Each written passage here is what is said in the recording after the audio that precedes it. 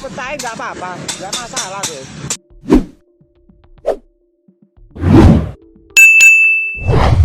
Kicep, abang jago yang pecahkan mangkok tukang bakso ditangkap. Sebuah video yang menayangkan aksi diduga preman memecahkan mangkuk milik pedagang bakso di kawasan Tanah Abang, Jakarta Pusat, viral di media sosial pada Jumat, 10 April 2026. Dalam rekaman yang diunggah Jabodetabek 24 Info di akun Instagramnya, terlihat seorang pria mengenakan jaket dan celana pendek biru mengambil sejumlah mangkuk dari gerobak bakso. Preman itu kemudian membanting mangkuk-mangkuk tersebut sampai pecah satu persatu.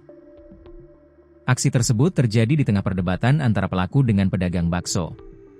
Dalam video tersebut, pedagang pasrah karena tak bisa melawan. Ia mempersilahkan preman itu untuk menghancurkan mangkuknya. Mendengar ucapan pedagang itu tak membuat preman itu iba. Preman itu justru melanjutkan perbuatannya. Bahkan, dengan nada menantang, preman itu kembali memastikan niatnya. Pedagang bakso itu kembali mempersilahkan preman tersebut dan menegaskan bahwa permintaan diduga mengenai uang akan dipenuhi pada tanggal 1. Diketahui, peristiwa tersebut berkaitan dengan dugaan aksi pemalakan terhadap para pedagang di lokasi. Kasus ini telah dilaporkan pada Kamis, 9 April 2026.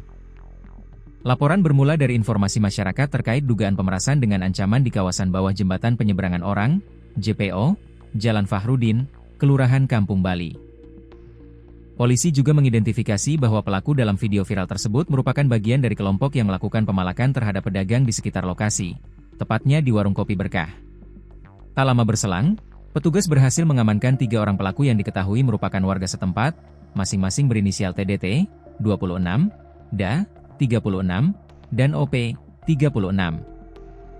Selain pedagang bakso, seorang pedagang bubur juga melaporkan mengalami pemerasan. Ia mengaku dimintai uang sebesar Rp300. 000 dengan ancaman akan diserang menggunakan senjata tajam jika tidak memberikan uang tersebut. Ketiga pelaku kini telah diamankan di Polsek Tanah Abang.